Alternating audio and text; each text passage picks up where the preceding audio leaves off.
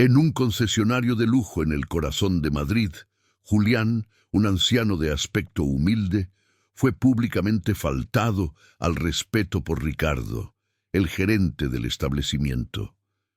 Durante unos minutos todos creyeron que no valía nada, un simple estorbo en aquel templo del motor y el estatus, hasta que un detalle ignorado lo cambió todo. Si te gustan este tipo de relatos, que revelan cómo las apariencias engañan, suscríbete al canal para no perderte cómo termina esta historia. Ricardo, con su traje a medida y su sonrisa ensayada, se acercó al anciano con pasos decididos. Su desprecio era casi palpable. Su voz, alta y clara para que todos los presentes pudieran oírla, resonó en el silencio del local. «Este no es un refugio», le dijo. «Su presencia incomoda a nuestros clientes. Por favor, váyase de inmediato o tendré que llamar a seguridad». El mundo pareció detenerse para Julián. El murmullo de las conversaciones cesó. Los otros vendedores levantaron la vista de sus escritorios y los pocos clientes que paseaban entre los vehículos se giraron para observar la escena.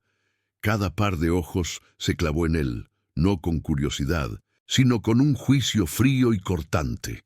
Sintió el peso de esas miradas como una carga física, una que le oprimía el pecho y le dificultaba la respiración. No era la primera vez que lo juzgaban por su ropa de trabajo gastada o por sus manos agrietadas por una vida de esfuerzo, pero nunca le había dolido tanto. Estar allí, en el corazón del imperio que él mismo había construido desde la nada, y ser tratado como un intruso, como basura, era una herida que calaba hasta el alma. No sintió rabia, sino una tristeza profunda y desoladora. El silencio se hizo denso, incómodo. Ricardo mantenía su postura arrogante, con los brazos cruzados, esperando que el anciano obedeciera.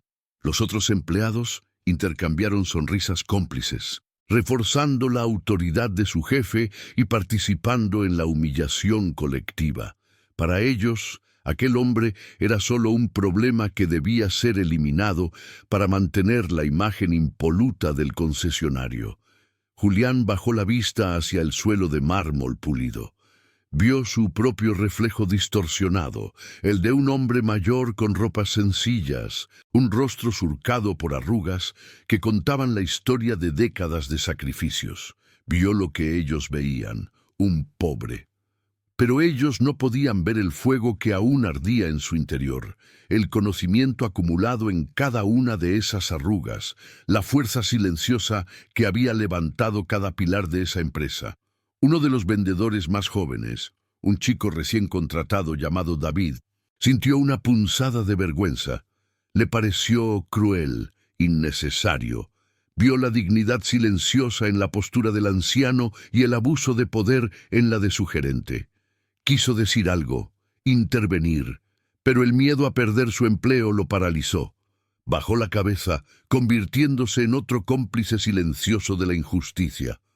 Los clientes, vestidos con marcas de lujo, se apartaron sutilmente, como si la pobreza fuera una enfermedad contagiosa. Una mujer tiró del brazo de su hijo para alejarlo, susurrándole algo al oído. El mensaje era claro. Aquel hombre no pertenecía a su mundo. Era un elemento discordante en una sinfonía de opulencia. Ricardo, impaciente por la falta de reacción del anciano, hizo una seña a los dos guardias de seguridad que estaban discretamente apostados cerca de la entrada. Su gesto fue sutil, pero cargado de autoridad. Era el momento de pasar de las palabras a la acción, de expulsar físicamente lo que él consideraba una mancha en su perfecto escaparate. Los dos hombres, corpulentos y uniformados, comenzaron a caminar hacia Julián. Sus pasos eran lentos, deliberados, diseñados para intimidar. Cada pisada sobre el mármol resonaba como el preludio de una confrontación inevitable. El ambiente se cargó de una tensión casi eléctrica. Pero Julián no se movió, no se encogió de miedo ni suplicó. En lugar de eso, Levantó la cabeza lentamente y sus ojos, cansados pero lúcidos, ignoraron a los guardias y al gerente.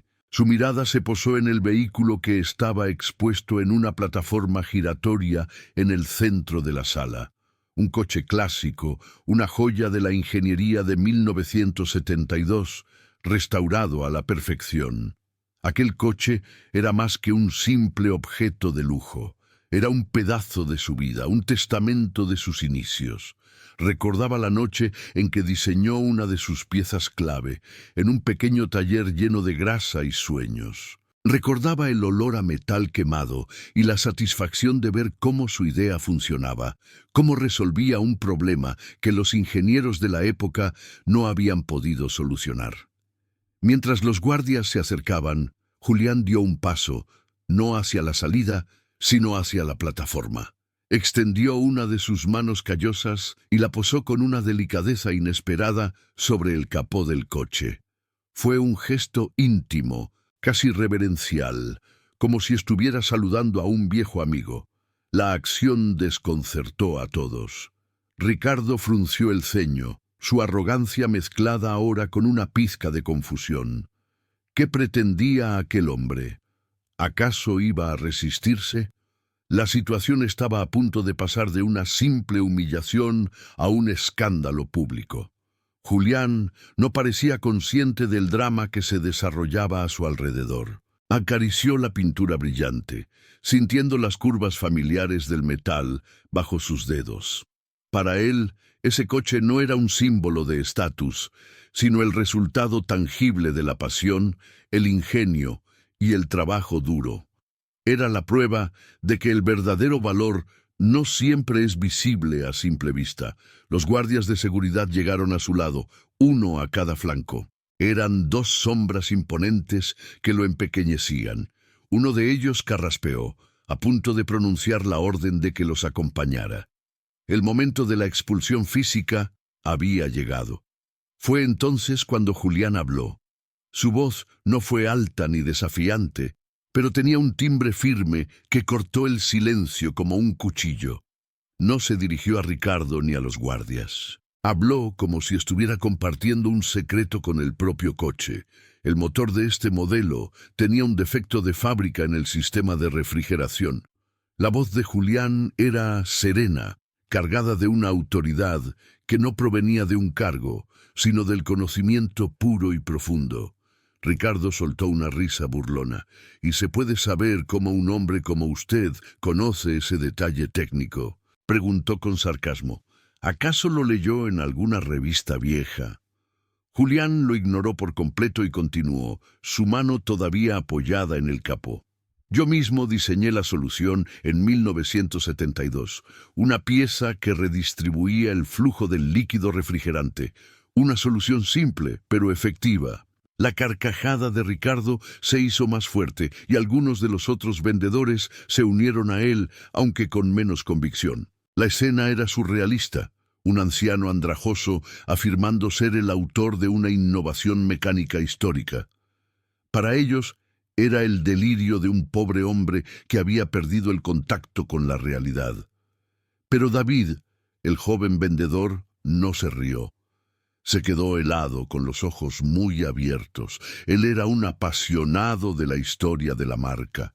Había leído todos los libros, visto todos los documentales, y recordaba una leyenda, un mito casi olvidado sobre el fundador de la compañía.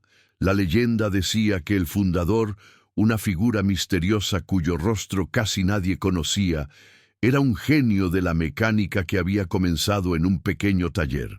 Se decía que, en los primeros años, solía firmar las piezas más importantes que diseñaba, no con su nombre completo, sino con sus iniciales. El corazón de David comenzó a latir con fuerza. Sintió un escalofrío recorrerle la espalda. Miró al anciano, luego a su gerente, que seguía mofándose, y de nuevo al anciano. ¿Era posible? ¿Podía ser esa leyenda cierta? Julián, como si leyera los pensamientos del joven, añadió el golpe final. La pieza original está firmada con mis iniciales, JM, por debajo de la junta del colector. Lo sé porque yo mismo la grabé. Un silencio sepulcral cayó sobre el concesionario. La risa de Ricardo se ahogó en su garganta. Sus ojos se abrieron con una mezcla de incredulidad y un repentino, terrible e incontrolable pánico. Miró al joven David y vio el pavor en su rostro. La confianza del gerente comenzó a resquebrajarse. El detalle había sido revelado. La afirmación era tan específica, tan precisa, que no podía ser un simple invento. Era una llave que abría una puerta a una verdad que nadie en esa sala estaba preparado para afrontar. El ambiente cambió por completo.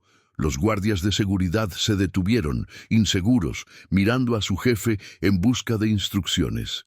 Pero Ricardo estaba paralizado, su mente tratando de procesar la implicación de las palabras del anciano. Los otros vendedores dejaron de sonreír. Ahora miraban a Julián con una nueva luz, una mezcla de asombro y un miedo creciente. La certeza de que estaban presenciando algo trascendental comenzó a instalarse en la sala. Julián permaneció en silencio, dejando que sus palabras resonaran. Su calma era ahora su mayor arma. No necesitaba gritar ni defenderse. Simplemente había plantado una semilla de duda, una que ya estaba germinando y destruyendo la arrogancia de quienes lo habían juzgado. El desprecio en los ojos de los presentes se transformó en confusión. La humillación pública se estaba convirtiendo en un misterio insondable. ¿Quién era realmente aquel hombre? Ricardo tragó saliva. Su rostro, antes sonrojado por el poder, había perdido todo su color. Intentó decir algo, una burla más, una orden, pero las palabras no salieron. Su autoridad se había evaporado en un instante. La tensión era insoportable. Todos esperaban el siguiente movimiento, la siguiente palabra que confirmara o negara la increíble afirmación.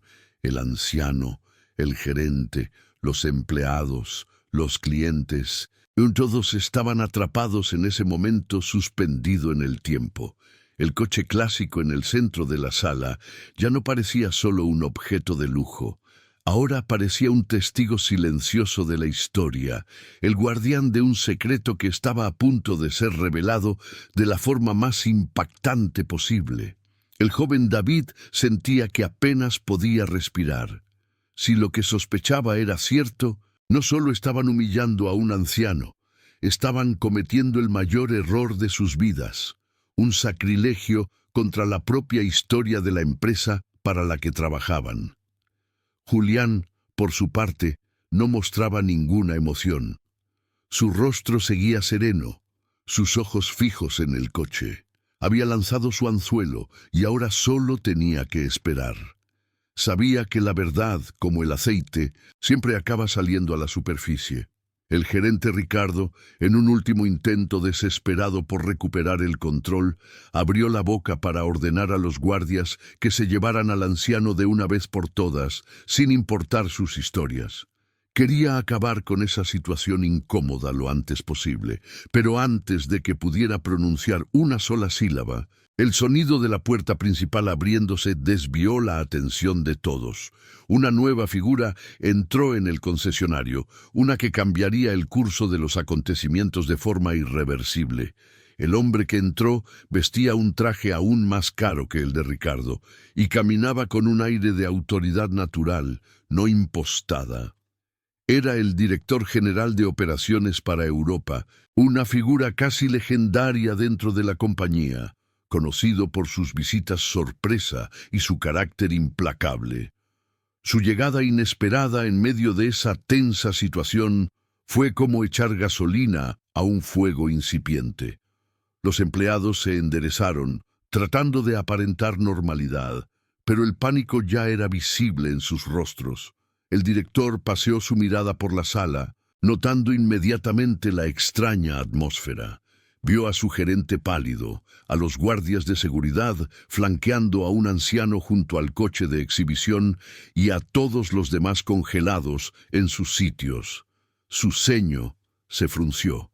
Claramente, algo muy grave estaba ocurriendo en uno de sus concesionarios más importantes, y estaba a punto de descubrir exactamente qué era. ¿Cómo alguien pudo cometer un error tan grave solo por juzgar las apariencias? Historias como esta nos recuerdan que la dignidad no tiene precio. Comparte si crees que el respeto nunca debería depender de la ropa que uno lleva. El director general de operaciones, un hombre llamado Alejandro Valdés, se detuvo a pocos metros de la entrada, sus ojos agudos analizando la escena con la rapidez de un depredador. Su presencia era un ancla que fijaba a todos en su sitio. Nadie se atrevía a moverse, ni siquiera a respirar demasiado fuerte. Valdés era una leyenda en la empresa, conocido por su memoria fotográfica para los detalles y su nula tolerancia a la incompetencia. Sus visitas sin previo aviso eran el terror de todos los gerentes. Y acababa de entrar en el momento más inoportuno posible. Su mirada se deslizó sobre los rostros pálidos de los vendedores, el desconcierto de los pocos clientes que quedaban, los dos guardias de seguridad inmóviles como estatuas, y el gerente, Ricardo, cuyo rostro era una máscara de pánico mal disimulado.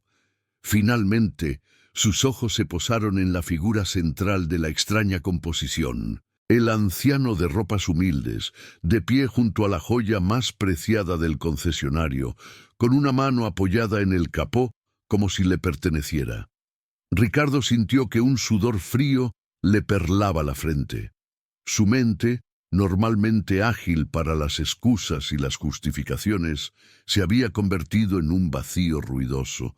¿Cómo explicar aquella escena? ¿Cómo justificar la presencia de los guardias a punto de expulsar a un hombre? Valdés comenzó a caminar lentamente hacia el centro de la sala. Sus zapatos italianos, de un brillo impecable, apenas hacían ruido sobre el mármol. Cada paso era medido, deliberado, y aumentaba la presión en el ambiente hasta niveles casi insoportables. Ignoró por completo a Ricardo. Pasó a su lado como si fuera una pieza más del mobiliario, una sin importancia. Su atención estaba completamente centrada en el anciano. Se detuvo a un par de metros de Julián. Inclinó ligeramente la cabeza, entrecerrando los ojos. Había una extraña familiaridad en aquel rostro surcado por arrugas, en aquella postura tranquila y digna. Por un instante, el cerebro de Valdés buscó en sus archivos. Había visto ese rostro antes, pero no en persona. Lo había visto en fotografías antiguas, en blanco y negro, en los documentos fundacionales de la compañía que guardaba en una caja fuerte. La realización lo golpeó con la fuerza de un impacto físico. Sus ojos se abrieron de par en par, la incredulidad dando paso a un asombro absoluto y después a un profundo y abrumador respeto. Ricardo observaba la escena, su última esperanza desvaneciéndose. Rezaba para que Valdés no reconociera al anciano, para que lo viera como él lo había visto, un simple indigente. Pero la expresión en el rostro del director general era la de alguien que acaba de encontrarse con un fantasma. Con un movimiento rápido y decidido, Alejandro Valdés acortó la distancia que lo separaba de Julián. Se detuvo frente a él y, para el shock de todos los presentes, inclinó la cabeza en una clara señal de reverencia. Don Julián. Su voz, normalmente un trueno autoritario, salió como un susurro cargado de emoción. ¡Qué honor! No sabíamos que vendría. La frase cayó en el concesionario con el peso de una sentencia de muerte. Don Julián. Esas dos palabras destruyeron la realidad que Ricardo había construido. El mundo se inclinó sobre su eje y todo lo que creía saber se hizo añicos. Los vendedores que antes se reían ahora parecían querer que el suelo se los tragara. El color desapareció de sus rostros. La complicidad en la humillación se transformó en un terror compartido. Habían sido testigos y partícipes del mayor sacrilegio imaginable dentro de la empresa. David, el vendedor joven, sintió que sus piernas flaqueaban. La leyenda era cierta. El mito era real. Y lo habían tratado como a un perro callejero. La vergüenza que sentía era tan intensa que le quemaba por dentro. Julián retiró lentamente la mano del capó y se giró para mirar a Valdés. En sus ojos no había triunfo, solo una melancolía serena. «Alejandro», le dijo con voz suave, «hacía tiempo que no nos veíamos, solo estaba de paso». Valdés parecía incapaz de procesar la situación por completo. Su mirada iba de Julián a los guardias de seguridad y luego al rostro descompuesto de Ricardo. La comprensión comenzó a dibujarse en sus facciones, seguida de una furia helada y silenciosa. Se giró lentamente, como una pantera que ha localizado a su presa. Su mirada se clavó en Ricardo, y por primera vez desde que había entrado, se dirigió a él. Su voz era baja, casi inaudible, pero cortaba el aire como el filo de una navaja. «Ricardo, ¿puede explicarme qué estaba ocurriendo aquí?» Ricardo abrió la boca, pero no emitió ningún sonido. Un balbuceo incoherente fue todo lo que pudo articular. Las palabras se habían atascado en su garganta, ahogadas por el pánico. Su traje caro y su reloj de lujo ya no le servían de armadura. Estaba completamente desnudo ante la catástrofe que él mismo había provocado. Valdés no necesitó una respuesta. La escena hablaba por sí sola. Se dirigió a uno de los guardias de seguridad, un hombre corpulento que ahora parecía querer ser invisible. «¿Qué órdenes habían recibido ustedes?» El guardia tragó saliva, su mirada fija en un punto inexistente en la pared. «Teníamos órdenes del señor gerente de acompañar a este señor, fuera del establecimiento». La vacilación en sus últimas palabras lo decía todo. «Acompañarlo fuera». Valdés repitió las palabras lentamente, saboreando el veneno que contenían. Su mirada volvió a Ricardo, y esta vez no había solo furia, sino un desprecio absoluto. Ricardo dio un paso atrás, como si hubiera recibido un golpe físico. Quería decir algo, pedir perdón, explicar que había sido un terrible malentendido, pero sabía que era inútil. No había excusa posible para lo que había hecho. El silencio en la sala era total. Los clientes se habían quedado, fascinados y horrorizados por el drama que se desarrollaba ante sus ojos. Eran testigos de la caída de un hombre arrogante, una caída provocada por su propia ceguera y prejuicio. Vallejo se acercó un paso más a su gerente, invadiendo su espacio personal. Su voz seguía siendo un susurro mortal. ¿Sabe a quién le ha ordenado a sus hombres que expulsen de su propio legado? Ricardo negó con la cabeza, sus ojos suplicando una piedad que sabía que no llegaría. Está usted mirando a Julián Morales, el hombre que diseñó el motor de ese coche cuando usted ni siquiera había nacido. El hombre que fundó esta empresa en un taller mugriento con sus propias manos. Cada palabra era un martillazo en el ataúd de la carrera de Ricardo. La verdad, completa y brutal, fue revelada a todos. No habían humillado a un anciano cualquiera, habían insultado a su creador. La magnitud del error era tan colosal que resultaba casi cómica en su tragedia. Ricardo, el hombre obsesionado con la imagen, el estatus y la marca, había despreciado a la propia marca personificada. Julián observaba la escena sin intervenir. No necesitaba hacerlo. La verdad se estaba abriendo paso por sí misma, demoliendo la arrogancia y la soberbia a su paso. Su silencio era más elocuente que cualquier acusación. Los otros vendedores bajaron la cabeza, incapaces de soportar la mirada de nadie. Cada uno de ellos recordaba su risa, su comentario despectivo, su silencio cómplice. La mancha de esa vergüenza los acompañaría durante mucho tiempo. David, por su parte, levantó la vista. Sus ojos se encontraron con los de Julián por un breve instante. No vio ira ni reproche en ellos. Vio una profunda tristeza. La decepción de un padre al ver en qué se habían convertido sus hijos. Valdés se apartó de Ricardo, dándole la espalda como si ya no existiera. Se dirigió de nuevo a Julián, su tono volviendo a ser de máximo respeto. Don Julián, le ruego que nos disculpe. Esto es imperdonable. Tomaremos medidas inmediatas. Julián asintió lentamente, su mirada perdida de nuevo en las curvas del coche clásico. No son las medidas lo que me preocupa, Alejandro, dijo en voz baja. Es lo que se ha perdido por el camino. La frase flotó en el aire. Una condena, no solo para Ricardo, sino para toda una cultura corporativa que había olvidado sus orígenes, que había cambiado el valor del trabajo duro por el brillo del lujo superficial. El ambiente ya no era de tensión, sino de luto. Era el funeral de la arrogancia, y todos los presentes estaban de duelo por su propia ceguera. Ricardo seguía inmóvil, petrificado. Su mente repetía una y otra vez las palabras de Valdés. Julián Morales, el fundador. Era como intentar comprender que el sol no era caliente o que el cielo no era azul. Una verdad tan fundamental que su negación anterior parecía un acto de pura locura.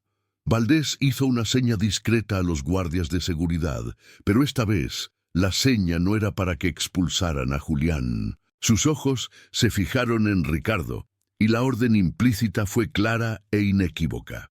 Los dos hombres corpulentos, que momentos antes se cernían sobre el anciano, ahora se giraron y dieron un paso hacia el gerente. No hubo brusquedad, pero el mensaje era devastador. Los roles se habían invertido de la forma más cruel posible. Ricardo no se resistió. No podía. Parecía un muñeco de trapo al que le hubieran cortado los hilos. Su autoridad, su estatus, su futuro, todo se había evaporado en menos de 10 minutos. Mientras los guardias lo escoltaban discretamente hacia su propia oficina, de donde probablemente nunca volvería a salir como gerente, su mirada se cruzó por última vez con la de Julián. En los ojos del anciano no encontró odio ni satisfacción, solo encontró piedad, y eso, para Ricardo, fue el golpe final, la humillación más profunda de todas. Ser compadecido por el hombre al que había despreciado. La sala quedó en un silencio aún más profundo. El problema inmediato había sido eliminado, pero la herida seguía abierta, sangrando en el pulcro suelo de mármol. Valdés se pasó una mano por el rostro visiblemente agotado. Se enfrentaba a una crisis de imagen y de cultura sin precedentes. La historia de lo ocurrido ese día se extendería como la pólvora por toda la compañía. Se volvió hacia los empleados restantes, que estaban agrupados como un rebaño asustado. Su voz, ahora sí, recuperó su volumen y su autoridad habitual. Quiero un informe detallado de lo sucedido en mi mesa en 1 hora, de todos ustedes. La amenaza implícita era clara. Nadie saldría indemne. La complicidad silenciosa también tendría un precio. Entonces, en medio de aquel ambiente fúnebre, Julián hizo algo inesperado. Se acercó a David, el joven vendedor que había mostrado un atisbo de decencia. El chico se encogió, esperando un reproche, pero Julián simplemente le puso una mano en el hombro. Su tacto era firme y cálido, el de un abuelo. «Tú no te reíste», dijo Julián en voz baja, para que solo él lo oyera. «Vi la duda en tus ojos». David levantó la vista, sorprendido. No supo qué decir. «Lo siento, señor. Debería haber hecho algo». Julián esbozó una leve sonrisa, la primera que alguien le veía esa mañana. «El miedo es un mal consejero, muchacho, pero la vergüenza es una buena maestra. Aprende de ella». Con esas palabras, se apartó y caminó de nuevo hacia el coche clásico.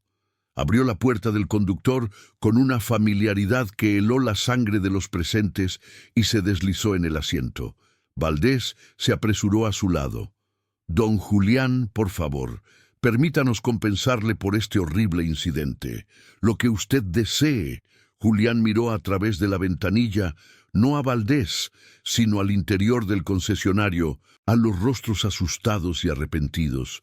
«Solo quiero una cosa, Alejandro. Dígame, señor, quiero que recuerden este día, no por mí, ni por el gerente.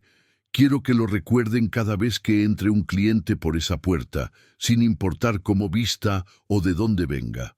Giró la llave en el contacto.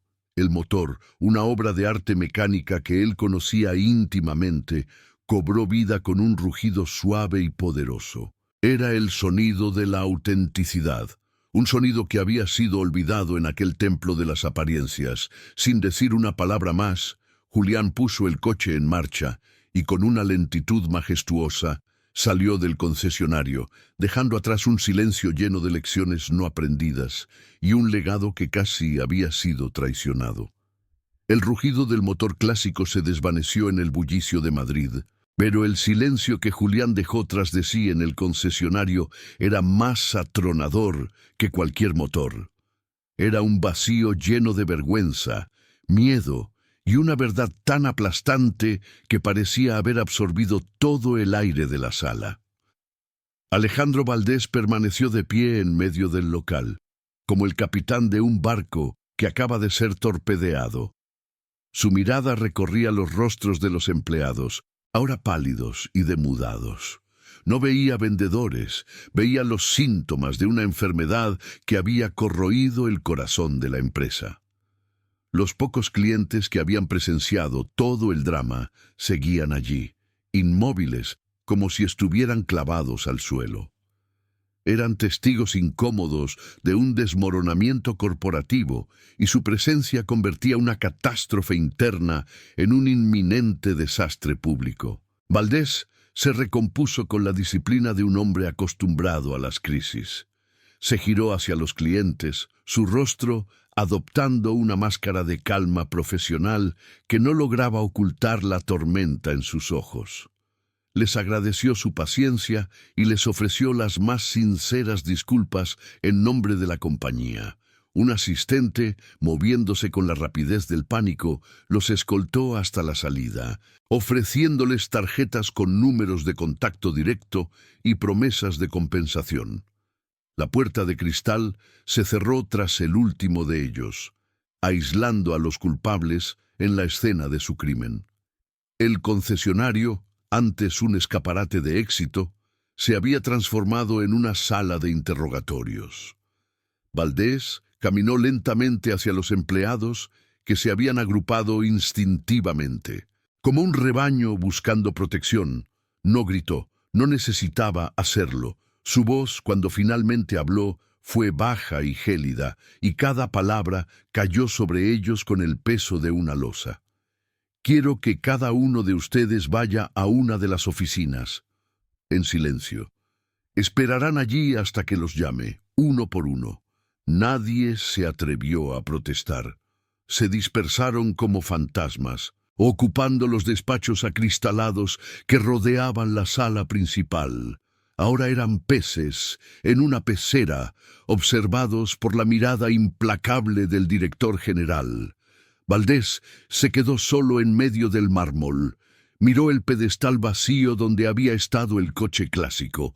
Aquel espacio representaba ahora el hueco moral que había encontrado en el corazón de su negocio más emblemático. La humillación de Julián Morales no era un simple error de un gerente incompetente. Era la consecuencia inevitable de una cultura que habían permitido que creciera. Una cultura que valoraba más un reloj caro que una vida de trabajo. El primer llamado a declarar fue para David, el joven vendedor. Valdés lo había observado durante toda la escena. Había visto su incomodidad, su vergüenza, su falta de participación en las burlas. Era el único que no parecía completamente contaminado. David entró en la oficina principal, la misma que había pertenecido a Ricardo hasta hacía unos minutos. Se sentó frente a Valdés, con las manos entrelazadas sobre las rodillas para evitar que temblaran. Valdés no lo interrogó de inmediato, simplemente lo observó, dejando que el silencio hiciera su trabajo. Quería ver más allá del miedo, quería calibrar la integridad del joven. Dime lo que viste, David. Y después, dime lo que sentiste. La segunda parte de la pregunta desarmó al muchacho. No esperaba que nadie se interesara por sus sentimientos. Con voz temblorosa al principio, pero que fue ganando firmeza, David relató los hechos. No omitió nada. Las risas de sus compañeros, los comentarios despectivos de Ricardo antes de acercarse a Julián, la complicidad de todos. Y luego habló de lo que sintió. Habló de la vergüenza, de la impotencia, del asco que le produjo ver cómo trataban a un anciano solo por su apariencia. Habló del miedo a perder su trabajo, un miedo que ahora le parecía insignificante comparado con la vergüenza moral. Mientras David hablaba, Valdés sentía un nudo en el estómago. El relato confirmaba sus peores temores. El problema era profundo, estaba arraigado en el día a día del concesionario. Ricardo no era una manzana podrida, era el fruto de un árbol enfermo. La investigación apenas comenzaba, pero Valdés ya sabía que las consecuencias serían drásticas. No bastaba con despedir a un gerente, tendría que purgar toda la sucursal, quizás incluso reevaluar la formación y los valores de toda la red comercial europea. Estaba a punto de hacer otra pregunta, cuando un ligero golpe en la puerta de cristal de la oficina los interrumpió. Una de las asistentes asomaba la cabeza con una expresión de urgencia y confusión. «Señor Valdés, disculpe la interrupción. Hay una señora fuera. Dice que es muy importante. Es una de las clientas que estaba aquí antes». Valdés frunció el ceño. Lo último que necesitaba era lidiar con una clienta indignada en ese momento. «Dígale que la llamaré personalmente más tarde». La asistente vaciló. «Señor», insiste, «dice que tiene algo que usted necesita ver. Ahora». La insistencia de la mujer despertó la curiosidad de Valdés. Algo en el tono de la asistente le dijo que no era una queja común. «Hágala pasar», dijo resignado. La mujer que entró era elegante, de unos 50 años, y sostenía su teléfono móvil como si fuera un arma. Su rostro mostraba una mezcla de indignación y determinación. Se notaba que no estaba acostumbrada a ser ignorada. «Perdone mi insistencia, señor Valdés», dijo, su voz firme. «Pero creo que lo que tengo aquí es más importante que cualquier llamada de disculpa que pudiera hacerme». Extendió el teléfono hacia él. En la pantalla, un vídeo estaba listo para ser reproducido. «He grabado todo el incidente, desde el primer comentario del gerente hasta que el señor Morales se fue». El corazón de Valdés dio un vuelco. Una cosa era tener los testimonios de empleados asustados y otra muy distinta era tener una prueba visual, objetiva y brutal de lo sucedido. Pulsó el botón de reproducción. La pantalla se llenó con la escena que acababa de vivir, pero vista desde fuera, desde la perspectiva de un observador. Y era mucho peor de lo que recordaba. La cámara había captado cada detalle con una claridad despiadada. El desprecio en el rostro de Ricardo, las sonrisas burlonas de los otros vendedores, el gesto de la mujer que apartaba a su hijo, el avance intimidatorio de los guardias. Pero sobre todo, captó la dignidad silenciosa de Julián, su calma, su tristeza, la forma en que su mano acariciaba el coche. El vídeo no solo mostraba un acto de humillación, contaba una historia de nobleza frente a la bajeza. Valdés sintió una oleada de náuseas. Aquel vídeo era dinamita. En las manos equivocadas podría destruir la reputación de la marca, una reputación construida sobre décadas de trabajo, precisamente por el hombre que aparecía siendo maltratado en la grabación. «Gracias», dijo con voz ronca, devolviéndole el teléfono. «Le aseguro que esto será de gran ayuda para tomar las medidas». «No he terminado», lo interrumpió la mujer. Su mirada era dura como el acero. «Lo que ha visto es terrible, pero no es la peor parte». Valdés la miró, confundido. ¿Qué podía ser peor que aquella grabación? «Mi hijo es periodista», dijo ella, dejando caer las palabras lentamente. Trabaja para uno de los diarios digitales más importantes del país. Le he enviado el vídeo hace 10 minutos. El silencio que siguió a esa frase fue absoluto. David, que había permanecido callado en su silla, contuvo la respiración. La oficina, que ya parecía una tumba, se volvió claustrofóbica. La mini reviravolta había llegado, no como una pista encontrada en un viejo baúl, sino en la forma de un archivo MP4 enviado a través de la red. El caso no se había reabierto, se había hecho nuclear. La crisis ya no era interna. En cuestión de horas, quizás minutos, dejaría de ser un problema de recursos humanos para convertirse en un escándalo nacional. La humillación de Julián Morales estaba a punto de ser presenciada por millones de personas. Valdés se quedó mirando a la mujer, su mente trabajando a una velocidad febril. Vio el futuro inmediato con una claridad aterradora. Titulares, artículos de opinión, boicots en redes sociales, el precio de las acciones cayendo en picado. La mujer pareció leer su pánico. No le he dicho que lo publique todavía, añadió, su tono suavizándose un poco. Le he dicho que espere mi llamada. Quería hablar con usted primero. Quería ver si a esta empresa todavía le queda algo de la decencia del hombre al que han insultado. Aquello no era un chantaje, era una prueba. La mujer no quería dinero ni compensaciones. Quería ver si la reacción de la cúpula estaría a la altura de la ofensa. Le estaba dando a Valdés una última oportunidad de hacer lo correcto antes de desatar el infierno. Por primera vez en muchos años, Alejandro Valdés, el implacable director de operaciones, se sintió completamente superado. El poder no estaba en sus manos, sino en el pulgar de una mujer sobre el botón de llamada de su teléfono. Se levantó y caminó hacia la gran cristalera de la oficina, dando la espalda a la mujer y a David. Miró la sala de exposiciones vacía, el escenario del desastre. La ironía era brutal. Habían construido una marca basada en la imagen, en la percepción de exclusividad y perfección. Y ahora esa misma imagen estaba a punto de ser demolida por la verdad más simple, la falta de humanidad. Se dio cuenta de que despedir a Ricardo y a sus cómplices ya no era suficiente. Eso sería simplemente control de daños.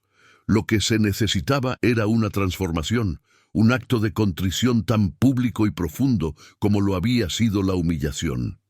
Se giró de nuevo hacia la mujer. Su decisión estaba tomada. No iba a suplicar, ni a negociar, ni a amenazar. Iba a abrazar la verdad y sus consecuencias. Señora, dijo con una calma que le sorprendió a sí mismo, no le voy a pedir que no llame a su hijo. Al contrario, le pido que le cuente todo, y que le diga que el director general de operaciones de esta compañía va a dar una rueda de prensa esta misma tarde. David lo miró con los ojos desorbitados. Una rueda de prensa era admitir la culpa públicamente, era echar gasolina al fuego. Pero Valdés sabía que era la única salida. La única forma de honrar a Julián no era ocultando la vergüenza, sino exponiéndola a la luz y demostrando que habían aprendido la lección más dura de sus vidas. La mujer lo estudió durante un largo momento.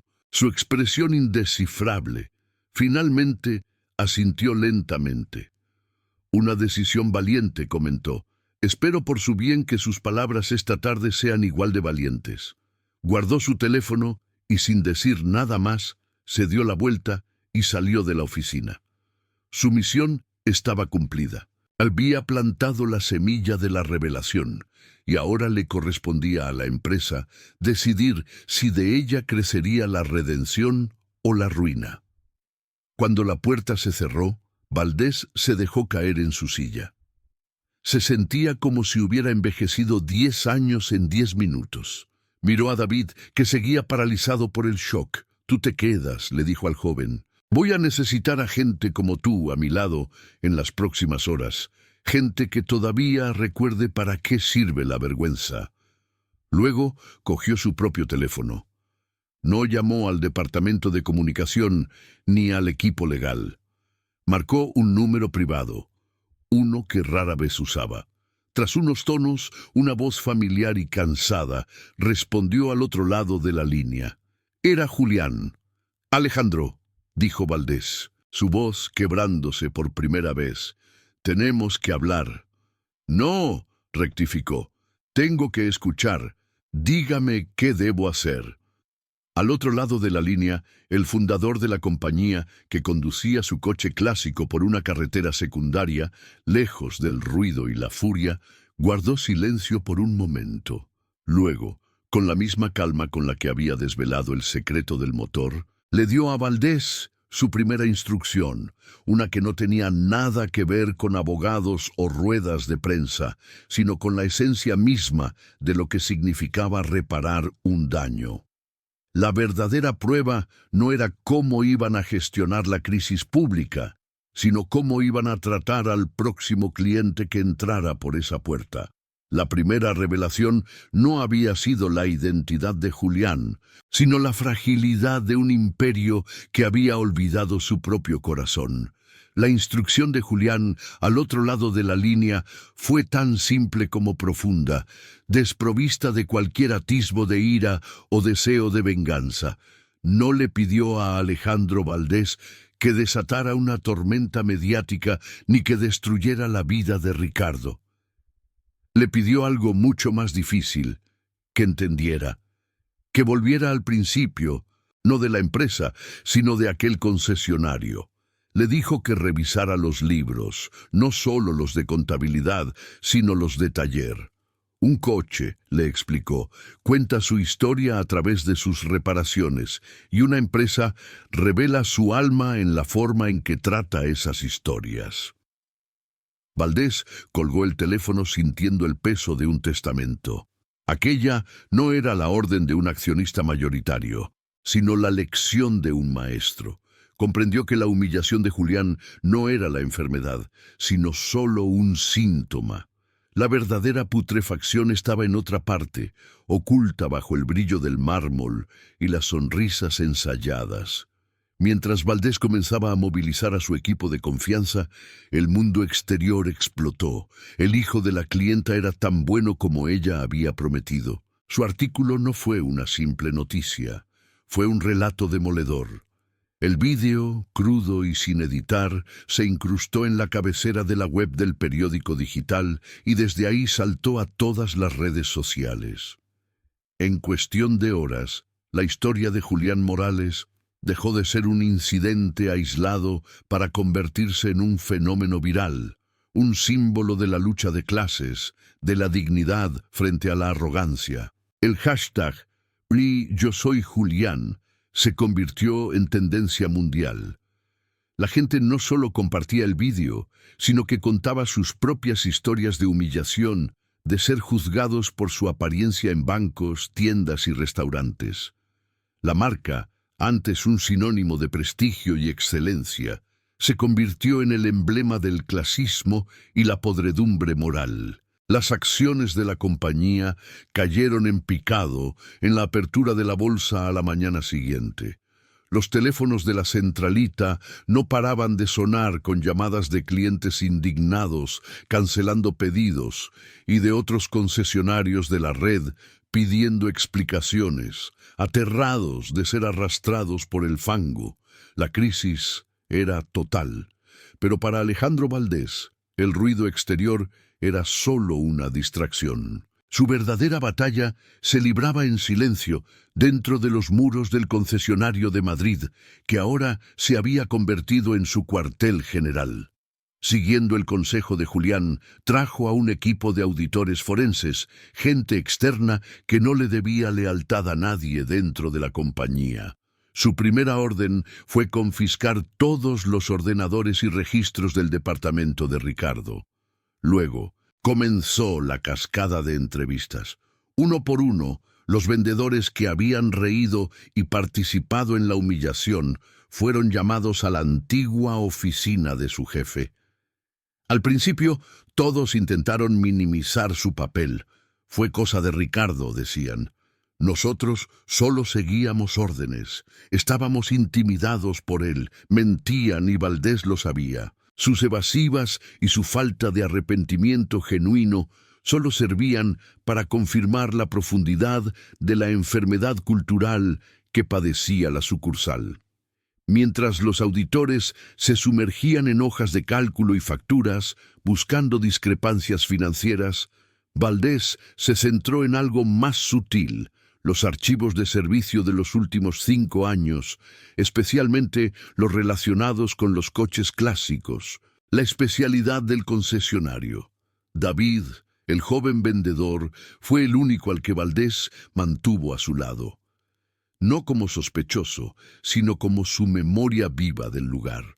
Le pidió que recordara cualquier cosa, por pequeña que fuera, que le hubiera parecido extraña en el comportamiento de Ricardo o en el funcionamiento del taller. El joven, carcomido por la culpa pero ahora impulsado por un deseo de redención, se esforzó por recordar. Al principio solo le venían a la mente anécdotas sobre la arrogancia de Ricardo, su desprecio por los clientes que no parecían lo suficientemente ricos, su obsesión por las cifras de ventas, pero entonces una pieza encajó. Recordó las quejas. No eran muchas, pero eran recurrentes. Clientes que habían pagado fortunas por la restauración de sus vehículos clásicos y que meses después volvían con problemas mecánicos extraños. Ricardo siempre se encargaba personalmente de esos casos. David recordó cómo el gerente los apaciguaba con una habilidad asombrosa, ofreciéndoles reparaciones gratuitas o descuentos en futuros servicios. Nunca registraba la queja oficialmente. Lo manejaba todo fuera de los libros, como un favor personal. En su momento, David lo había visto como una muestra de buena gestión. Ahora, una duda terrible comenzaba a formarse en su mente. Le contó esto a Valdés. El director de operaciones sintió un escalofrío. Aquello era un hilo, pequeño, casi invisible, pero un hilo al fin y al cabo. Inmediatamente ordenó a los auditores que dejaran los libros de ventas y se centraran exclusivamente en las facturas de piezas de recambio para coches clásicos. La primera revelación no tardó en llegar. Los auditores encontraron un patrón alarmante. El concesionario compraba, según las facturas, piezas originales de altísima calidad y coste, directamente de proveedores especializados en reliquias de la automoción. Los cargos a los clientes y a la propia central de la compañía reflejaban estos precios exorbitantes. Sin embargo, al cruzar esos datos con los registros de inventario del taller, algo no cuadraba. Había un excedente constante de piezas baratas, de imitación, de fabricantes desconocidos. Parecía que el taller compraba 2 tipos de piezas, pero solo facturaba las caras. Valdés sintió que la sangre se le helaba. La humillación a Julián ya no parecía un simple acto de soberbia. Empezaba a aparecer el pánico de un criminal que teme ser descubierto. ¿Qué mejor persona para detectar una pieza falsa en un motor clásico que el hombre que lo había diseñado? La hipótesis era monstruosa. Ricardo no solo era un arrogante, era un estafador. Estaba cobrando a los clientes por restauraciones de lujo con piezas de primera calidad, pero en realidad estaba instalando componentes baratos y peligrosos, embolsándose la diferencia. Era una conspiración que ponía en riesgo no solo el dinero de los clientes, sino sus vidas. Un fallo en una pieza de imitación en un coche de alta potencia podía ser fatal. El desprecio de Ricardo por la gente humilde era solo la punta del iceberg de un desprecio mucho más profundo por la vida humana y la integridad que eran la base de la marca. Con esta nueva y terrible sospecha, la investigación se aceleró. Necesitaban pruebas físicas. Valdés contactó discretamente a uno de los clientes que, según recordaba David, se había quejado varias veces. Le explicó la situación y le pidió permiso para que un equipo de expertos independientes inspeccionara su coche restaurado. El cliente, un coleccionista adinerado que siempre había tenido una extraña lealtad hacia Ricardo, accedió a regañadientes. El coche fue llevado a un taller neutral esa misma noche. La espera fue agónica. Valdés y David se quedaron en la oficina del concesionario rodeados de cajas de documentos y el zumbido de los servidores. El amanecer comenzaba a teñir el cielo de Madrid cuando sonó el teléfono. Era el jefe de los peritos mecánicos. Su voz era grave. La noticia era la segunda revelación, más devastadora que la primera. El coche era un fraude sobre ruedas.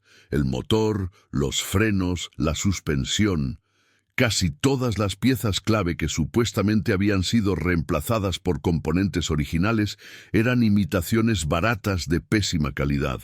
Algunas incluso mostraban signos de desgaste prematuro. No era solo un fraude, era una bomba de relojería. El perito fue claro. Era un milagro que el propietario no hubiera tenido un accidente grave. La verdad era peor de lo que nadie había imaginado. Valdés sintió una oleada de furia tan intensa que tuvo que agarrarse a la mesa para no caer. La codicia de Ricardo había trascendido el robo para adentrarse en el terreno de la tentativa de homicidio por negligencia. Pero la cascada no se detuvo ahí. Si Ricardo había montado una operación de esa magnitud, no podía haberlo hecho solo. Necesitaba cómplices. Alguien en el taller tenía que estar montando las piezas falsas y alguien en administración tenía que estar maquillando las cuentas. Los auditores, ahora con un objetivo claro, revisaron las finanzas personales de todos los empleados del concesionario. Y entonces encontraron la tercera revelación, la que conectaba todos los puntos. El jefe de taller, un hombre que llevaba 20 años en la empresa y que gozaba de la confianza de todos, había recibido transferencias mensuales a una cuenta secundaria. Los pagos provenían de una empresa fantasma y el administrador de esa empresa no era otro que el cuñado de Ricardo. La red estaba al descubierto. Era una pequeña mafia familiar que había estado desangrando a la compañía y a sus clientes durante años, protegida por la fachada de éxito y exclusividad que Ricardo había construido con tanto esmero. Su arrogancia no era solo un rasgo de su carácter, era su escudo. Mientras todos se fijaban en su traje caro y su reloj de lujo, nadie miraba lo que hacía con los motores. La investigación había comenzado con un acto de humillación y había destapado una conspiración criminal. Cada pista había llevado a la siguiente, como una fila de fichas de dominó cayendo una tras otra, cada una más grande y ruidosa que la anterior. Valdés se reclinó en su silla, exhausto pero con una claridad terrible. Ahora lo entendía todo. Entendía el pánico en los ojos de Ricardo cuando vio a Julián. No era el miedo a ser despedido por insultar a un anciano. Era el terror de un estafador al ver al único hombre en el mundo capaz de reconocer su crimen con solo escuchar el sonido de un motor. Tenían las pruebas, los testimonios y los informes periciales. Tenían la red completa, desde el gerente hasta el mecánico y el contable que blanqueaba el dinero. La cascada de revelaciones había llegado a su fin. Ahora, con el amanecer de un nuevo día, comenzaría la inundación. Era el momento de que la verdad saliera a la luz, no solo ante los medios de comunicación, sino ante la justicia. La preparación para el clímax había terminado. Era hora de la ejecución. El amanecer sobre Madrid trajo consigo no solo la luz de un nuevo día, sino el resplandor implacable de un escándalo. El concesionario, antes un santuario del lujo, se había convertido en el epicentro de un terremoto mediático. Furgonetas de televisión rodeaban el edificio, y un enjambre de periodistas se agolpaba contra las puertas de cristal, sus cámaras apuntando como un pelotón de fusilamiento. Si te gustan estas historias donde la justicia prevalece, suscríbete al canal y comenta qué harías en el lugar de Julián. Dentro, el ambiente era el de una sala de guerra. Alejandro Valdés, con ojeras que delataban una noche en vela, coordinaba a un pequeño equipo de crisis. Los informes de los auditores y los peritos mecánicos se apilaban sobre la mesa de caoba de la que fuera la oficina de Ricardo. Cada página era una prueba, cada número un clavo en el ataúd de la conspiración. La rueda de prensa estaba convocada para el mediodía. Valdés sabía que no podía limitarse a pedir disculpas. El mundo no esperaba contrición, esperaba sangre. Y él estaba dispuesto a ofrecerla, pero primero necesitaba cerrar el círculo, necesitaba la confesión. Ricardo fue traído desde una sala contigua, donde había pasado la noche bajo la vigilancia de 2 guardias de seguridad. Ya no llevaba su traje a medida. Vestía la misma ropa del día anterior, ahora arrugada y manchada, un reflejo de su estado interior. Su arrogancia se había desvanecido, reemplazada por una palidez cerosa y unos ojos hundidos que se movían con nerviosismo. Lo sentaron en una silla frente a Valdés. David estaba a un lado, como un testigo silencioso de la caída de su antiguo jefe. Los 2 auditores principales se situaron detrás de Valdés, sus rostros impasibles como los de 2 verdugos. La puerta se abrió una última vez, y Julián Morales entró en la habitación. La presencia del fundador no fue anunciada. Simplemente apareció con la misma ropa humilde del día anterior y se quedó de pie junto a la ventana, de espaldas a la luz, convirtiéndose en una silueta que dominaba la sala. No dijo una palabra, pero su presencia absorbió todo el oxígeno de la habitación. Ricardo se encogió al verlo. Si le quedaba alguna pizca de negación, se evaporó en ese instante. Estaba en una habitación con su juez, su jurado y el fantasma de la empresa que había traicionado. Alejandro Valdés comenzó con una calma glacial. Deslizó una carpeta sobre la mesa. Es el informe pericial del coche del señor Fernández. ¿Lo recuerda, Ricardo? El coleccionista al que usted llamaba su amigo.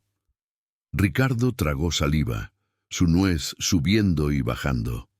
No dijo nada. El informe concluye que el 70% de las piezas de restauración por las que se le cobraron 200.000 euros son falsificaciones baratas de origen asiático. El sistema de frenos, Ricardo. Los peritos dicen que tenía una probabilidad del 50% de fallar a alta velocidad. El rostro de Ricardo se contrajo en una mueca de dolor. Intentó hablar, pero solo emitió un sonido ahogado. Valdés deslizó otra carpeta. Estas son las transferencias. 120.000 euros de la diferencia fueron a parar a una empresa pantalla en un paraíso fiscal, una empresa cuyo administrador es su cuñado. La evidencia era abrumadora, presentada sin emoción, como una autopsia. Ricardo miró a su alrededor, buscando una escapatoria, una grieta en el muro de pruebas que se cernía sobre él. No la había. No era mi intención, empezó a balbucear. El jefe de taller, él me aseguró que las piezas eran seguras. Una mentira patética. Valdés ni siquiera se molestó en refutarla. Simplemente lo miró con un desprecio tan profundo que era casi una fuerza física. Entonces, la voz de Julián llenó el silencio. No era alta, pero cortó el aire. Era una pregunta simple. ¿Por qué? Ricardo levantó la vista, sus ojos encontrándose con los de la silueta en la ventana. La pregunta no era una acusación, era una súplica por entender, y eso lo rompió. Las lágrimas comenzaron a brotar de sus ojos, surcando la suciedad de su rostro. Al principio fueron sollozos silenciosos, pero pronto se convirtieron en un llanto desconsolado, el de un hombre que ha perdido absolutamente todo, porque estaba harto. Gritó, su voz rota por la angustia. Harto de ellos. Todos en la sala se quedaron inmóviles. ¿Ellos? Sí, ellos, continuó Ricardo, ahora con una rabia desesperada. Los clientes. Esos millonarios que entraban aquí sin saber la diferencia entre un carburador y un cenicero. Compraban los coches como quien compra un bolso, un símbolo de estatus para presumir en sus clubes de campo. Se puso de pie, gesticulando salvajemente. Gastaban en un día lo que mi padre tardó toda una vida en ganar, y me miraban por encima del hombro, a mí, el que les conseguía esas joyas, el que sabía más de esos motores que ellos, de sus propias vidas vacías. Su confesión no era de arrepentimiento, sino de resentimiento. Era la bilis acumulada de años de sonrisas falsas y reverencias forzadas. Creían que podían comprarlo todo, la exclusividad, la historia, el legado. Así que decidí venderles exactamente eso, una ilusión. Les vendí una historia, no unas piezas, y ni siquiera se dieron cuenta. Eran demasiado estúpidos y arrogantes para notar la diferencia. La verdad del por qué era tan fea y retorcida como el propio fraude. No era solo codicia, era una venganza de clase pervertida, llevada a cabo por un hombre que despreciaba a los ricos, a los que servía y a los pobres de los que provenía. Empezó con una sola pieza, confesó, su voz bajando a un susurro conspirador, un filtro de aire. Nadie lo notó. La diferencia de precio era enorme, fue tan fácil. Después fue un alternador. Luego un juego de pistones. Cada vez era más fácil. Y el dinero. El dinero era increíble. El jefe de taller entró en el juego enseguida. Odiaba a los clientes tanto como yo. Disfrutaba engañándolos, sabiendo que conducían una mentira brillante y cara. Nos sentíamos como dioses, jugando con sus vidas perfectas. Valdés lo escuchaba, su rostro una máscara de piedra. La podredumbre era más profunda de lo que había imaginado. No era solo un crimen financiero, era una enfermedad del alma. Y entonces, continuó Ricardo, su mirada volviendo a clavarse en Julián, entró usted. El silencio volvió a caer, denso y pesado. Lo reconocí, no al principio, pero había visto fotos antiguas en los archivos de la empresa. El fundador, el mito. Pensé que era una coincidencia, un viejo que se le parecía, pero cuando se acercó al coche, la forma en que lo tocó, no era un cliente, no era un curioso, era como si estuviera saludando a una parte de sí mismo. Y cuando habló del motor, de las iniciales, Ricardo se estremeció, reviviendo el pánico de aquel momento. Supe que todo había terminado. Supe que usted no miraría la pintura, miraría el alma de la máquina, y vería el cáncer que yo había puesto dentro. El pánico se apoderó de mí. No pensé, solo actué. Tenía que sacarlo de allí. Tenía que hacer que desapareciera antes de que abriera la boca y todo mi mundo se derrumbara. Por eso lo humillé. Quería que todos lo vieran como yo necesitaba verlo, como un nadie, un loco, un pobre diablo cuyas palabras no valían nada. La confesión fue completa. El cómo y el por qué estaban sobre la mesa, desnudos en toda su miserable gloria. El gran crimen no había sido motivado por una necesidad desesperada, sino por un ego herido y un profundo complejo de inferioridad. Julián se apartó de la ventana y caminó lentamente hacia Ricardo. El hombre caído en desgracia se encogió, esperando un golpe, un grito, una condena. Pero Julián se detuvo frente a él y simplemente lo miró, no con ira ni con desprecio. Lo miró con una tristeza infinita, la de un creador contemplando su creación más defectuosa. Construí esta empresa para que los coches dieran libertad a la gente, no para que se convirtieran en jaulas doradas para el ego de unos pocos, dijo Julián en voz baja. Has fallado, no a mí, te has fallado a ti mismo. Con esas palabras, se dio la vuelta y salió de la habitación, dejando atrás el hedor de una confesión y la cáscara vacía de un hombre. Su papel en el clímax había terminado. No necesitaba presenciar la justicia de los hombres. Él ya había dictado la sentencia moral. Valdés observó la puerta cerrarse. Luego cogió el teléfono de su escritorio. Marcó el número del jefe de seguridad. Asegúrense de que el señor Ricardo no vaya a ninguna parte. La policía está de camino. Después se levantó y se alisó la chaqueta. Miró a David, cuyo rostro reflejaba una mezcla de horror y alivio. «Es hora», dijo.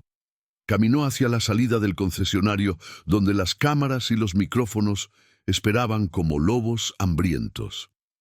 Ya no iba a enfrentarse a ellos con una estrategia de comunicación. Iba a enfrentarse a ellos con la verdad completa, una verdad sobre la codicia, el resentimiento y cómo el desprecio por un solo hombre humilde puede desenmascarar la podredumbre de todo un sistema. El clímax no había sido un estallido de violencia o una persecución. Había sido la implosión silenciosa de un hombre bajo el peso de sus propias mentiras, presenciada por aquel a quien había intentado destruir. La puerta principal se abrió y los flashes de las cámaras estallaron, iluminando el rostro decidido de Alejandro Valdés. La verdad iba a ser revelada al mundo y la onda expansiva cambiaría la empresa para siempre. La caída de Ricardo no fue solo la de un gerente corrupto, fue la demolición de una fachada, obligando a todos a mirar lo que se escondía detrás del brillo y el lujo. El silencio que dejó Julián era más poderoso que cualquier confesión gritada. Era el silencio de un legado que, a pesar de todo, se negaba a ser corrompido. Valdés se paró ante los micrófonos, respiró hondo y comenzó a hablar, no como un ejecutivo, sino como el custodio de una verdad que casi se había perdido. La justicia había comenzado, no con el sonido de las sirenas, sino con el susurro de una confesión en una oficina silenciosa. El mundo estaba a punto de escuchar la historia completa, no solo la de un anciano humillado, sino la de un imperio que había estado a punto de olvidar su propia alma. La verdad no solo libera, a veces también arrasa con todo a su paso, dejando un terreno limpio sobre el que empezar a construir de nuevo. Y en el centro de todo, un coche clásico esperaba en algún lugar de la ciudad, su motor funcionando a la perfección. Un testimonio silencioso de que la calidad y la integridad siempre, al final, sobreviven. El sonido de la confesión de Ricardo todavía flotaba en el aire cuando los primeros agentes de policía entraron en el concesionario. No hubo resistencia. Ricardo, el jefe de taller y los demás cómplices fueron escoltados fuera, pasando ante los rostros atónitos de los pocos empleados que quedaban. La rueda de prensa de Valdés fue brutalmente honesta. No ocultó nada. Expuso el fraude, la conspiración y sus terribles implicaciones para la seguridad de los clientes. Anunció el cierre temporal del concesionario para una auditoría completa y una refundación de sus valores desde cero. Prometió que cada cliente afectado sería compensado y que cada coche fraudulento sería reconstruido, esta vez con las piezas correctas, sin coste alguno.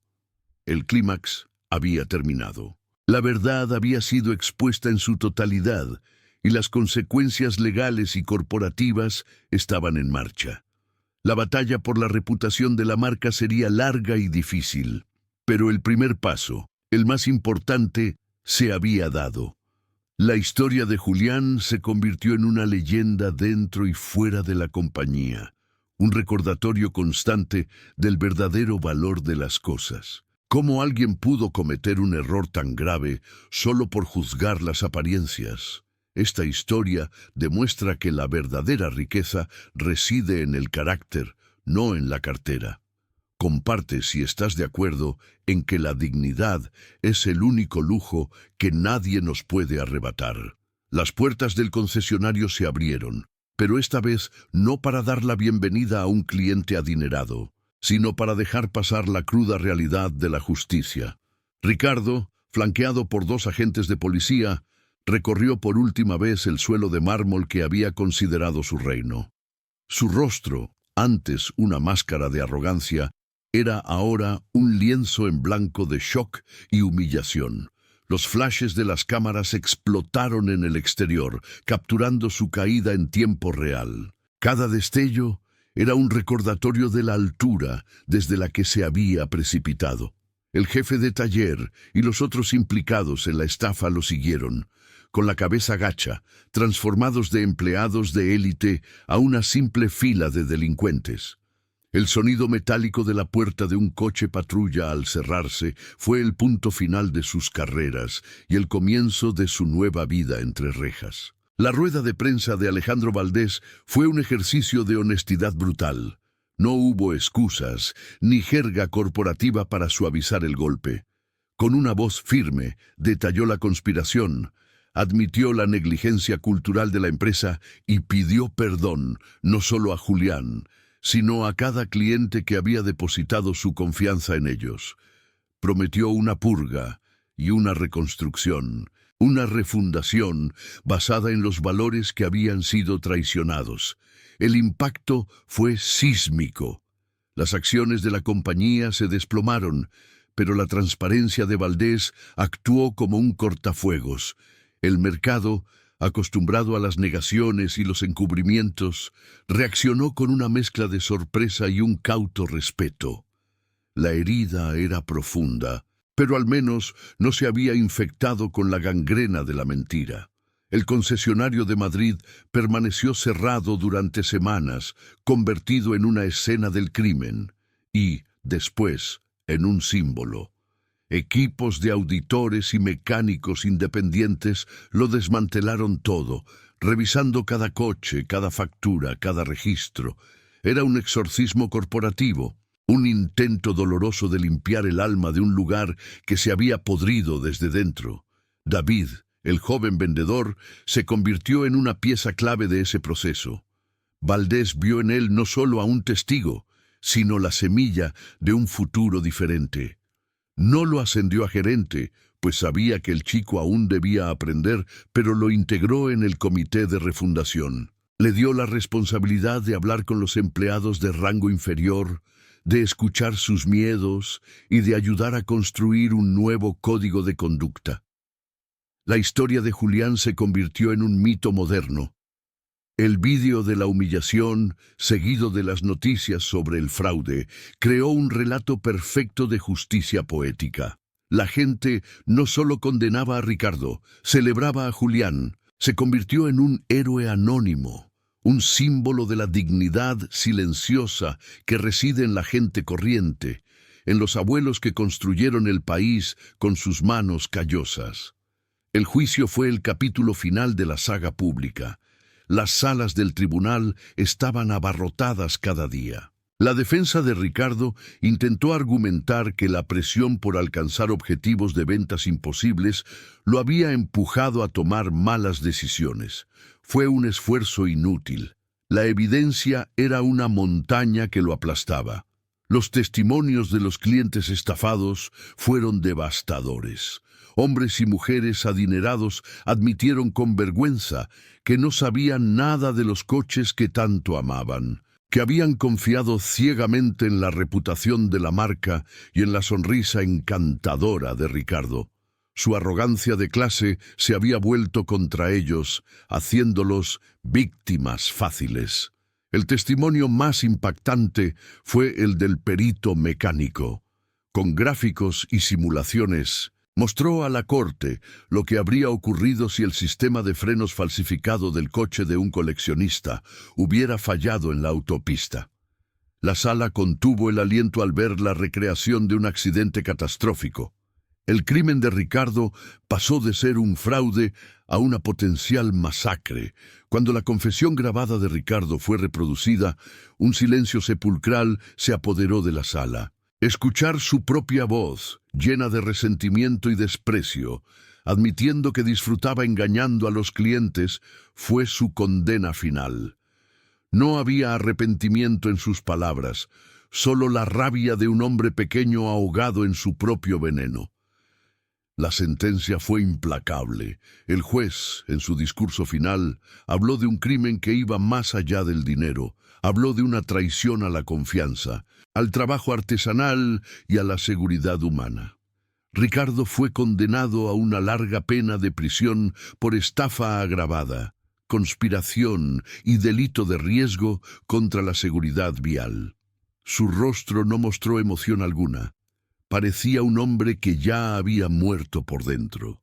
El jefe de taller y los demás cómplices también recibieron sentencias de cárcel significativas. La pequeña red de corrupción que habían construido en la oscuridad fue desmantelada bajo la dura luz de la justicia. La familia de Ricardo, presente en la sala, lloró en silencio. Su esposa, que había disfrutado del lujo comprado con dinero sucio, ahora enfrentaba la vergüenza y la ruina. El castillo de naipes se había derrumbado. Pasaron los meses. La tormenta mediática amainó, dejando tras de sí un paisaje cambiado para siempre. El concesionario de Madrid reabrió sus puertas. El mármol seguía allí, pero el ambiente era diferente. Las paredes estaban decoradas con fotografías históricas de la marca, imágenes de talleres antiguos, de mecánicos con las manos manchadas de grasa, de Julián en su juventud.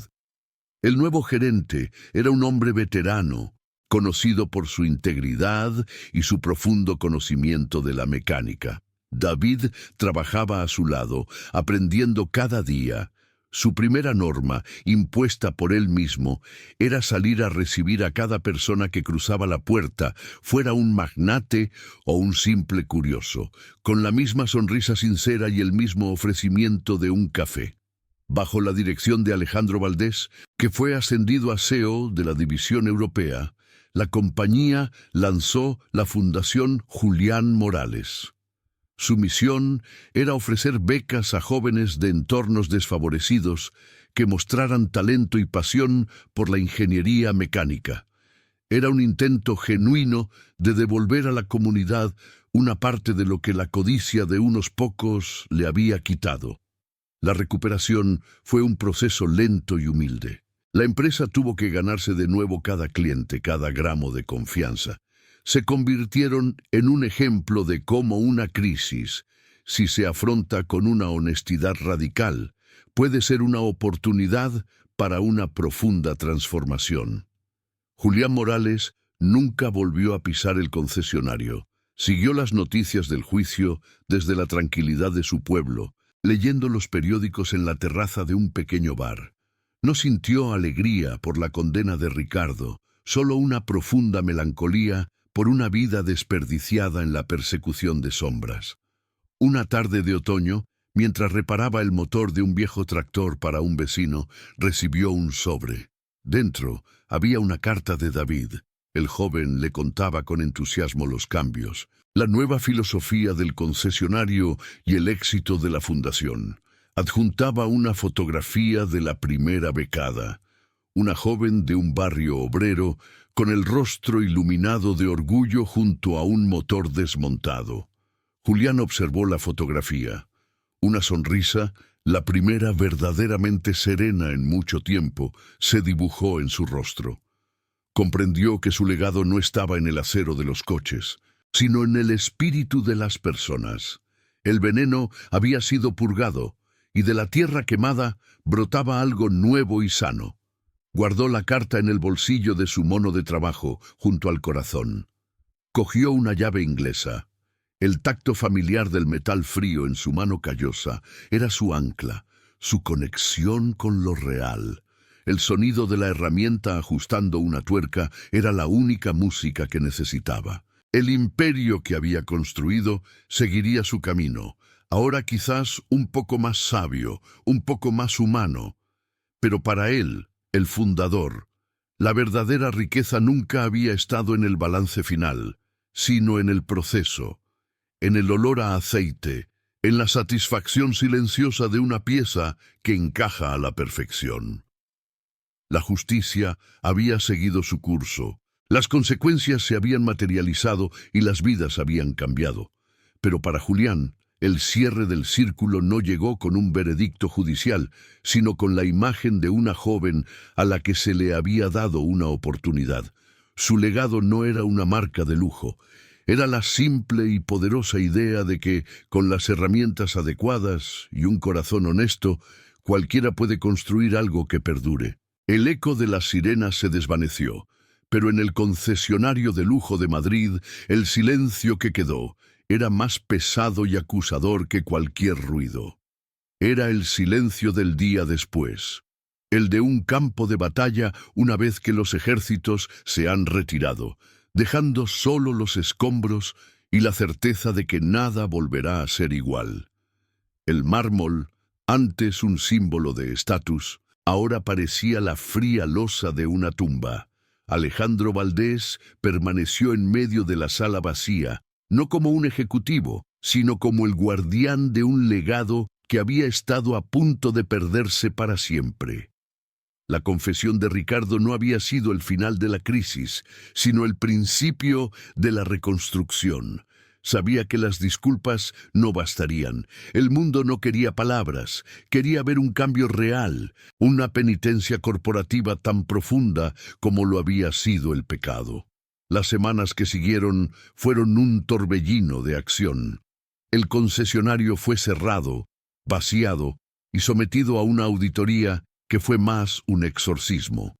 Cada coche vendido en los últimos 5 años fue localizado y sus propietarios contactados. La compañía se ofreció a inspeccionar y reconstruir cada vehículo afectado, sin importar el coste. Fue un gesto financiero colosal, pero Valdés sabía que el precio de la confianza era incalculable. La historia de Julián se había convertido en un fenómeno. Ya no era el relato de un anciano humillado, sino una parábola moderna sobre la ceguera de una sociedad obsesionada con las apariencias. La gente compartía el vídeo no con ira, sino con una especie de tristeza colectiva, reconociendo en el rostro sereno de Julián a sus propios padres y abuelos, a una generación cuyo valor se medía en el trabajo duro y la palabra dada, no en el brillo de un reloj. El juicio de Ricardo fue un espectáculo sombrío. Sentado en el banquillo de los acusados, despojado de su traje y su soberbia, parecía un hombre hueco. Su defensa intentó pintarlo como una víctima de la presión corporativa, pero su propia confesión, reproducida en la sala, lo condenó. Sus palabras, llenas de resentimiento y desprecio, revelaron el verdadero motor de sus crímenes. Un complejo de inferioridad tan profundo que solo podía aliviarse, estafando a aquellos a quienes envidiaba y humillando a aquellos que le recordaban sus propios orígenes humildes. La sentencia fue severa. El juez no solo lo condenó por fraude, sino por poner en riesgo deliberadamente la vida de sus clientes. Al escuchar la pena de prisión, Ricardo no lloró, simplemente asintió, como si aceptara un destino que, en el fondo de su alma, siempre supo que merecía. Sus cómplices recibieron condenas similares, desmantelando la pequeña red de codicia que había envenenado el corazón de la empresa. Mientras la justicia seguía su curso, Valdés se centró en la resurrección. Lanzó la iniciativa más audaz de su carrera, la Fundación Julián Morales. No era un simple lavado de imagen, sino un compromiso real. La fundación se dedicaría a financiar la educación de jóvenes mecánicos e ingenieros de entornos desfavorecidos, aquellos que, como Julián, tenían el talento en las manos, pero carecían de oportunidades. El concesionario de Madrid reabrió sus puertas meses después. Era el mismo lugar, pero todo había cambiado. Las paredes ya no exhibían arte moderno y abstracto, sino grandes fotografías en blanco y negro. Eran imágenes de los primeros días de la empresa. Un joven Julián, con el rostro manchado de grasa, sonriendo junto a un motor, manos agrietadas sosteniendo una herramienta, el modesto taller donde todo comenzó. David, el joven vendedor, fue una de las pocas caras que permaneció. «Valdés, Lo había puesto al frente de un nuevo programa de formación para todos los empleados. La primera lección no era sobre técnicas de venta, sino sobre la historia de la compañía. Cada nuevo vendedor tenía que pasar una semana en un taller, aprendiendo los fundamentos de la mecánica, entendiendo que el valor de un coche no está en su precio, sino en el ingenio y el esfuerzo que contiene. El nuevo lema del concesionario, grabado discretamente sobre la puerta de entrada, era una frase del propio Julián. La calidad se ve en los detalles, el valor se demuestra con el respeto. Julián Morales nunca fue informado de todos estos cambios. Nadie se atrevió a molestarlo. Siguió con su vida tranquila en su pequeño pueblo, ajeno a que su nombre se había convertido en un símbolo de integridad. Para él, la historia había terminado el día que salió conduciendo su viejo coche clásico, dejando atrás el ruido y la furia. Una mañana, mientras ayudaba a un vecino a arreglar una bomba de agua, el cartero le entregó un paquete. No tenía remitente. Dentro encontró un álbum de fotos de cuero. Las primeras páginas contenían recortes de periódicos sobre la fundación, el nuevo concesionario y las condenas. Julián las pasó rápidamente, sin interés, pero al final del álbum encontró lo que realmente importaba. Eran fotografías de jóvenes sonrientes, chicos y chicas con monos de trabajo, posando con orgullo junto a motores y herramientas. Eran los primeros becados de la fundación. Junto a cada foto, una breve biografía escrita a mano contaba sus sueños y sus orígenes humildes. La última foto era la de una chica joven, con una mirada llena de determinación, que sostenía en su mano una pieza de motor. Debajo, una nota decía: «Gracias a usted, ahora puedo construir mi propio futuro. Me llamo Lucía». Julián cerró el álbum lentamente. Se quedó mirando sus propias manos, las mismas manos callosas que habían sido motivo de desprecio en aquel concesionario. Vio en ellas el principio y el final de una historia, el ciclo completo de una vida de trabajo. No sintió orgullo ni vindicación, sintió algo mucho más profundo y sereno: la paz. La paz de saber que un acto de humillación, una herida profunda, se había transformado en una semilla de oportunidad para otros. Su legado no sería recordado por los coches de lujo, sino por las vidas que, gracias a su historia, ahora tenían la oportunidad de brillar. La memoria de la injusticia no se había borrado. Se había honrado de la única manera posible, convirtiendo el dolor en un puente para las futuras generaciones. La lección no la había aprendido solo una empresa, sino toda una comunidad que ahora miraba más allá de la ropa y los relojes, buscando el valor en el único lugar donde siempre ha residido: en el carácter. El sol de la tarde bañaba su pequeño taller. El sonido de un motor bien afinado era la única banda sonora. Julián sonrió. El mundo podía seguir girando con su ruido y sus apariencias. Él había encontrado su propósito, no en la construcción de un imperio, sino en la reparación de un pequeño motor y en la silenciosa certeza de que una vida honesta es el único legado que verdaderamente perdura. ¿Cómo alguien pudo cometer un error tan grave solo por juzgar las apariencias?